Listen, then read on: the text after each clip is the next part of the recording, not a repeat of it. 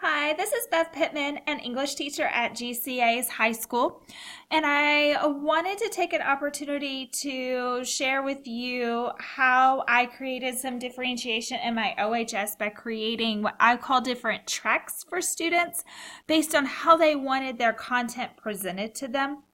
And so since I went over how to create release conditions, or maybe you already know how to create release conditions and that's why you landed here, but I wanted to share this idea. Now, disclaimer, this idea is the start of differentiation because it provides students with choice in how they want their content to show. So it does not present different content per se, but it presents the content organized in a different way for the students. So I encourage you as I go through this to understand that it is the start of differentiation in the sense that students have a ability to choose based on what they want, and it presents content differently, but doesn't present different content. I hope that kind of makes sense.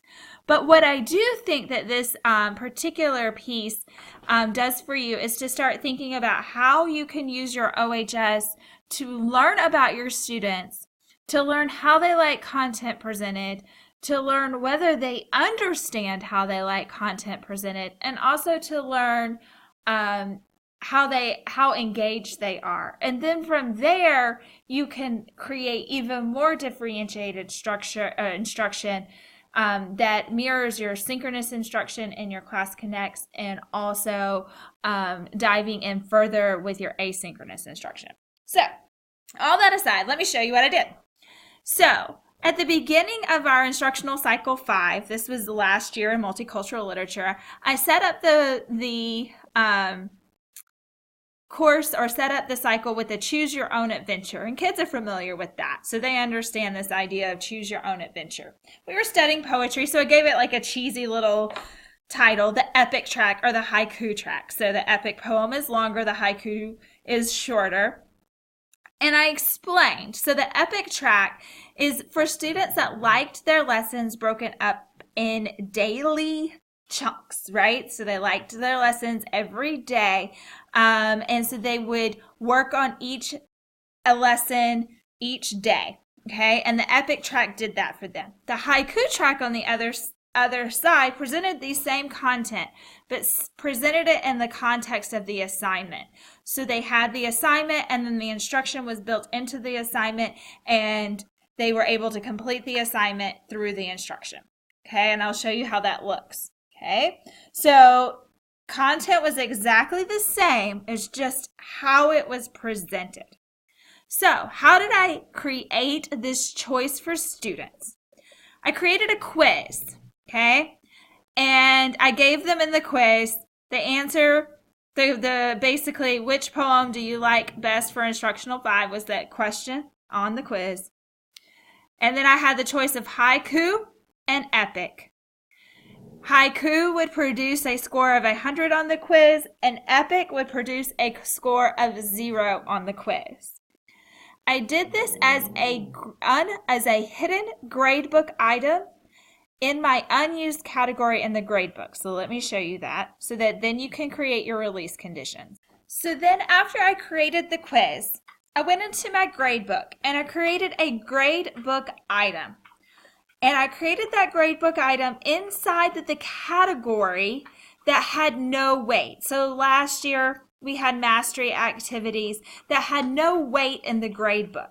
So I placed it there. So regardless of what the student scores, it will have no effect on their grade.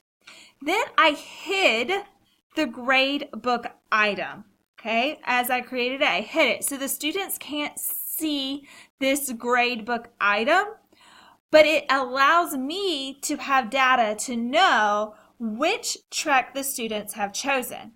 And I also created data because I knew if students did not choose a track at all. So it told me very quickly in the cycle who was unengaged, who had not clicked into the OHS, and who was not going through the process of getting to the content. Okay. This data became very, very useful in the sense of understanding what students wanted from me or what they think they wanted. And so I was able to see whether the chosen track was helping them be successful in their grade. So I could export my grade book with this grade book item and their grade. If their grade was really good and passing with their chosen track, then I knew they understood what they needed to learn better. If their grade wasn't doing well with their chosen track, then that told me that I had something I needed to do to address that. So the data was able to help me better understand how my students were learning. So now I think you're probably questioning, well, what do these tracks look like? So let me show you what the students got after they chose their track and what the release condition looks like to get it to work to present it to them. So I'll begin by showing you the EPIC track. This was my longer track and looked more like what GCA students normally see in their high school OHSs. And so this track, how it released to them is I created a gradebook item release condition linked to that quiz, the gradebook item I created, and said that it's less than or equal to 0. So if they answered haiku track, they got 100. If they answered EPIC track, they got a 0 on the quiz. And this then would release the EPIC track, right? And this particular track broke down each week. We had one assignment every week in our cycle. That's how we were set up. And it broke down each week into parts so that they would complete their one assignment. And then you could see that each part was broken up day by day, what they needed to complete in order to be able to complete the assignment that week. So it was broken up weekly. The look of this, the instruction is exactly the same as the haiku track when I show you that. But you can see here that the student has more things to click on. It chunks out the content for them every day. And it's more broken down so they can process it. So this is really the track for the student that likes to come in and work in the class every day a little bit at the time, okay? The haiku track, on the other hand, is the same assignments, demonstrates the same assignments and the same instruction. But it creates, you can see you can see the same video that was in the EPIC track. Here it is in the haiku track. Embedded inside each of the assignments is the instruction that the student needs to complete that assignment. It's the same thing the students in the EPIC track see, but it is just the assignment with the instructions embedded below. Okay? So these were the things that they needed to complete in the cycle to earn credit in the class. The instruction is the same. It's just not parceled out day by day by day like the EPIC track. So a haiku student would come in and say, okay, on Monday, I have a quiz to complete this week. And they would go through this instruction that is below the quiz and be able to complete that quiz. Maybe they wanted to do it on Monday and complete it all on Monday, or maybe they wanted to do it on Wednesday and complete it all on Wednesday, or they could chunk it out just like an EPIC student does, but they wanted to do that on their own terms and less in my structure. Okay, and so every assignment is parceled out that way. The same way the EPIC is, it's just not done Monday, Tuesday, Wednesday, Thursday. Okay, so content is the same, just how it is presented is different. So what I found with this is that this class is geared towards seniors, and I found a good 50-50 mix between them. Some seniors really want to know what is it that I have to do to earn the grade, and this EPIC track did that well for them.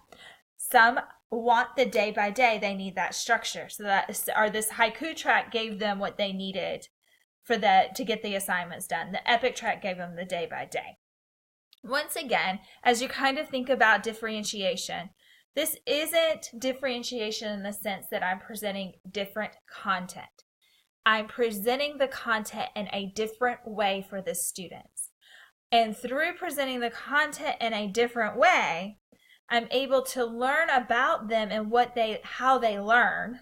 And then I can create more differentiation inside my synchronous classroom. And so as you start to grow and think about differentiation, consider how grouping in the OHS this way could help you then grow in your differentiation in your classroom, in your live class connect sessions, and even going a step further with this as you start to consider creating assignments that look different for different groups of students. And so I found just working asynchronously through my release conditions that I'm able to learn a whole lot about my students and how they use the OHS and how they learn. So hopefully that makes sense and you find this helpful and interesting. Thanks.